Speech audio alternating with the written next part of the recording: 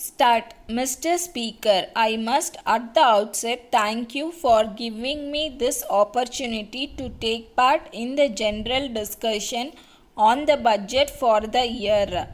I wish to congratulate the Honorable Finance Minister on us presenting such a good budget which aims at improving the conditions of the weaker sections of society. He has done well to present such a balanced budget in the present circumstances. Let me first refer to the functioning of the education department. On the whole, I should say that the officers of the department have done a good job. There might be a few minor lapses here and there.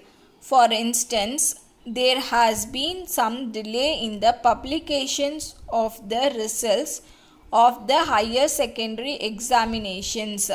Of course, there might be valid and justifiable causes for such delay. But considering the difficulty that such delay causes to the students, parents, and also to the educational institutions, the department could have avoided the delay in this regard. I am happy to note that the department has taken note of the criticisms made in the past years with regard to the delay in the sanction of grants and scholarships and had taken effective steps to ensure that the schools received the grants and the students received their scholarships in time. I thank the departmental officers for being responsive to the suggestions and remarks made on the floor of the House.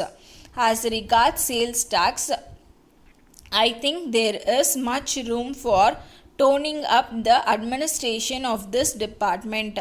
A number of members who spoke before me have referred to many complaints made by the merchants, traders, and businessmen about the harassment to which they were being subjected by the department. The government should realize that they are getting a huge sum by way of sales tax, which helps them to undertake many welfare schemes. The government should be suitable instructions to the executive staff to be kind and considerate to the assess. Whenever the assess committed some errors out of ignorance of law, the officers should politely point out those errors to them and educate them as to how they should help the government by paying the taxes due by them. There should be perfect understanding and cordiality between the assess and the department. Once these are established, I am sure there would be no room for many of the complaints that are now being made against the officials. The task of collection of tax is a difficult and delicate one, and it should be dealt with carefully.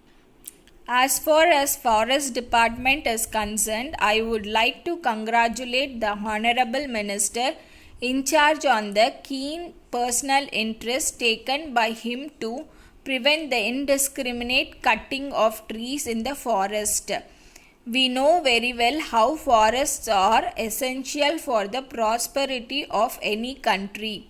We notice a tendency on the part of some people to destroy forest for various personal uses without realizing the great harm they are doing.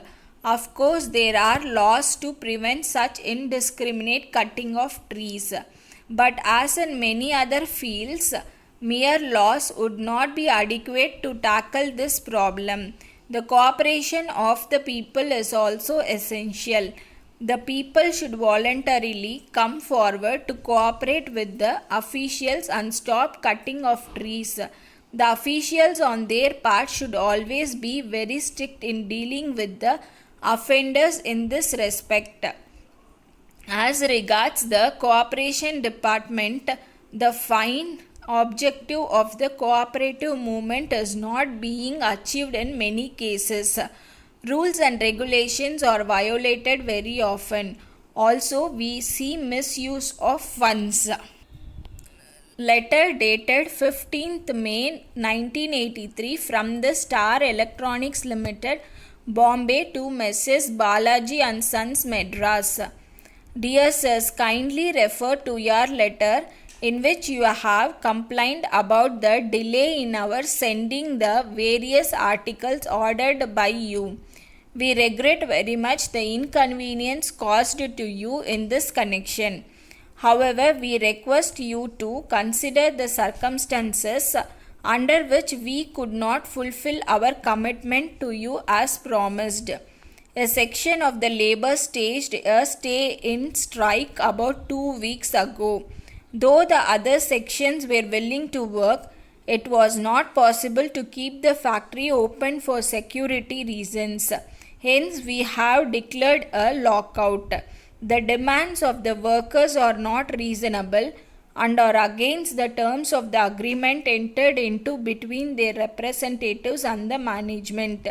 So, we are not in a position to meet their demands. We have explained this position to the labor officers and they are trying to bring about a settlement after holding talks with the representatives of the workers. We hope that their efforts would be successful and the workers would accept their advice and call off their strike. In any case, we hope to settle this matter shortly. Thereafter, we propose to execute all pending orders promptly. We assure you that we would give priority to your orders and send you the articles within 2 weeks. Thanking you, yours faithfully. Stop.